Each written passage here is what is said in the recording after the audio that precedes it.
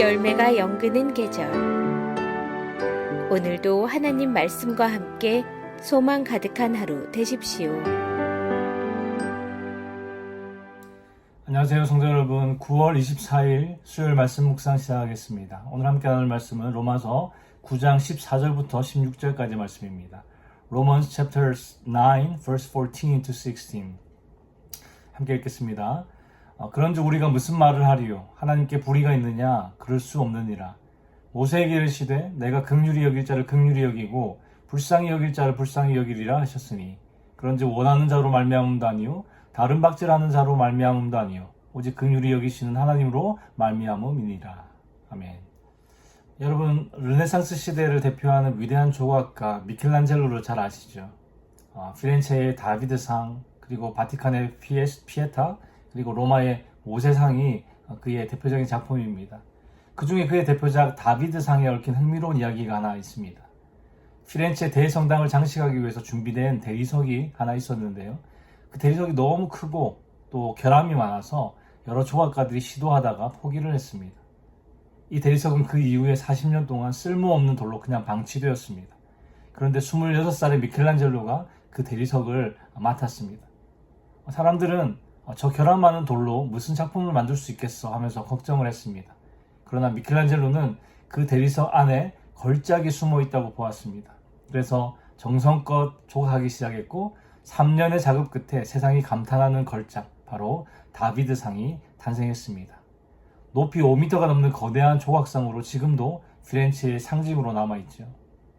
흔히 이런 말들을 많이 합니다. 내 인생은 내가 만든 것이다. 내 선택과 노력으로 지금의 내가 되었다. 틀린 말은 아니죠. 그러나 성경은 더 깊은 진리를 가르쳐 줍니다. 잠언 16장 9절은 이렇게 말씀하지요. 사람의 마음으로 자기의 길을 계획할지라도 그의 걸음을 인도하시는 이는 여호와 신이라. 우리가 자유롭게 계획하고 선택하는 것 같아도 그 걸음을 주권적으로 이끄시는 분은 하나님이십니다. 마치 대리석이 스스로 조각상을 만들 수 없는 것처럼 우리는 우리의 힘으로 인생이라는 이 걸작품을 조각해낼 수 없다는 것이죠. 내 생명, 내 재능, 내게 주어진 기회와 만남들, 이 모든 것이 다 하나님이 주신 은혜입니다. 그래서 우리는 우리 스스로를 조각하는 존재가 아니라 토기장이신 하나님의 손에 빚어지는 존재임을 기억하며 살아야 하는 것이죠. 그럼 이런 질문을 할 수 있겠죠. 하나님께서 세상의 모든 것, 내 삶의 모든 것을 결정하신다면 삶에서 이해할 수 없는 그런 일들을 경험할 때 나는 아무 말도 할 수 없나요? 하나님께 불평등하면 안 되는 건가요? 사도 바울은 오늘 로마서 9장에서 하나님의 선택과 주권에 대해서 설명하면서 사람들이 품을 수 있는 오해에 대해서 변증하고 있습니다. 그래서 오늘 이 말씀을 통해서 하나님의 주권과 긍휼에 대해서 함께 살펴보기 원합니다. 오늘 본문을 보면 사도 바울이 혼자 질문하고 혼자 대답하는 형식으로 하나님의 주권에 대해서 변증하고 있죠. 고대 그리스 철학과 또 문학에서 흔하게 사용되었던 방식인데요. 디아트립의 수사법이라고 합니다. 가상의 대상을 정하고 그 대상이 반론할 수 있는 주제들을 선택해서 재반론하는 논쟁이나 그런 대화 형식을 말합니다. 로마 교회 성도들이 사도 바울에게 직접적으로 질문하지 않았지만 그들이 오해하거나 잘못된 생각을 가질 수 있는 부분에 대해서 바울 본인이 반론을 제기하고 그것에 대해서 대답하고 있는 것이죠. 오늘 본문 14절에 바울이 질문 하나를 던집니다.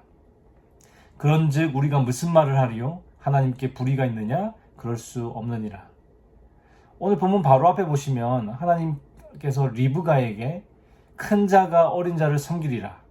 그리고 또 이런 말씀하시죠. 내가 야곱은 사랑하고 에서는 미워하였다라고 말씀합니다.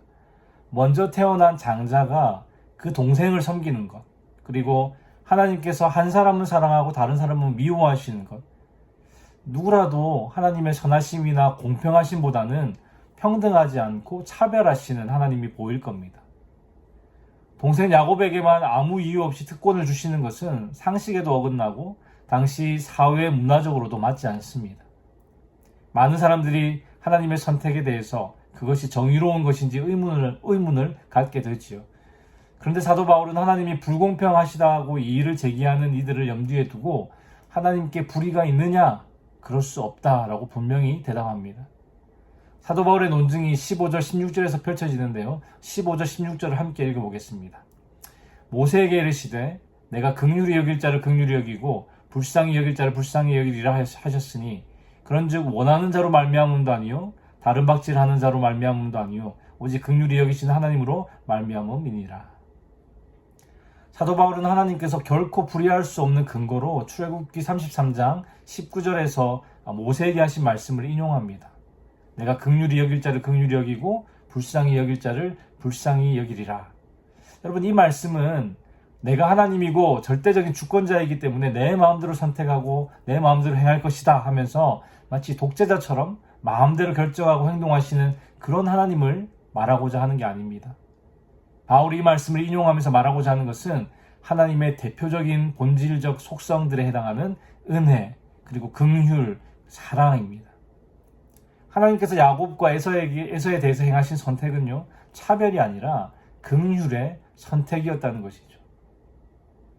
그럼 하나님이 왜 야곱은 사랑하시고 에서는 미워하신다고 말씀하셨나 반문할 수 있겠죠.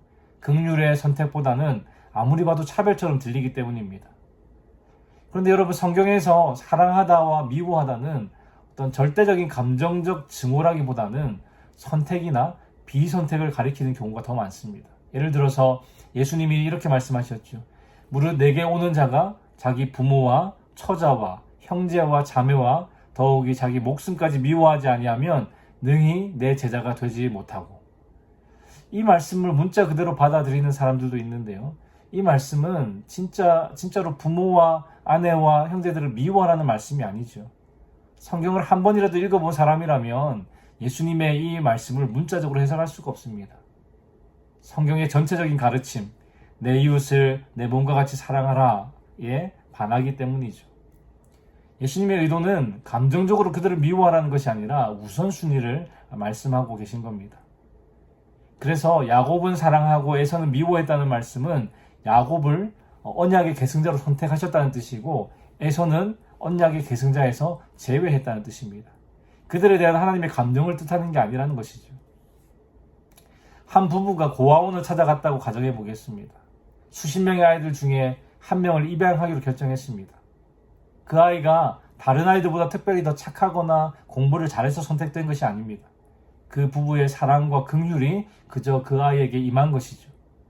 나머지 아이들이 왜 우리를 미워했느냐고 말할 수 없습니다. 단지 입양되지 않았을 뿐이지 그들이 벌을 받은 것은 아니죠. 하나님께서 야곱을 택하신 것은 어떤 공로나 조건이 아니라 오직 하나님의 긍휼의 사랑 때문이라는 것입니다. 그리고 에서는 벌을 받은 것이 아니라 그냥 자신이 원래 있던 상태로 남아 있었을 뿐인 것이죠. 16절에 보시면 바울은 이어서 원하는 자로 말미암음도 아니요 다른 박질하는 자로 말미암음도 아니요 오직 긍휼히 여기시는 하나님으로 말미암음이니라고 그렇게 설명합니다. 여기서 원하는 자는요 무언가를 욕망하는 자를 의미하고 다른 박질하는 자는 무언가를 얻기 위해 노력하고 힘쓰는 자를 의미합니다. 그러니까 인간이 아무리 욕망하고 노력해도 인간 스스로는 결코 하나님의 긍휼을 얻을 수 없다는 것이죠. 야곱과 에서의 차이는 어떤 인간적인 조건의 차이가 아니라 그저 하나님의 긍휼에 있었습니다. 하나님의 주권적인 선택은 어떤 기준으로 차별하신 것이 아니라 하나님께서 긍휼을 나타내시기로 한 자유로운 결정이라는 것이죠. 미켈란젤로가 그 버려진 대리석으로 걸작을 만든 것처럼 하나님은 긍휼로 저와 여러분들을 선택하시고 빚으십니다. 우리의 구원은 우리의 노력이나 조건이 아니라 오직 하나님의 자유롭고 주권적인 긍휼의 은혜 때문이라는 것을 믿는다면 우리는 불평이 아니라 감사로, 자랑이 아니라 겸손함으로 살게 될 것입니다. 사랑하는 성도 여러분, 우리는 하나님의 주권을 어떻게 바라보고 있습니까? 어떤 분들은 하나님이 모든 걸 정하셨다는 그 사실이 오히려 답답하고 두렵게 느껴집니다. 마치 내 인생을 내가 전혀 선택할 수 없는 것 같아서 하나님 앞에 불평이 터져 나오기도 합니다. 그러나 오늘 말씀은 분명히 말합니다. 하나님은 불의하지 않으십니다. 그리고 그분의 주권은 무서운 운명처럼 우리를 억누르기 위한 것이 아니라 긍휼을 나타내기 위한 주권입니다.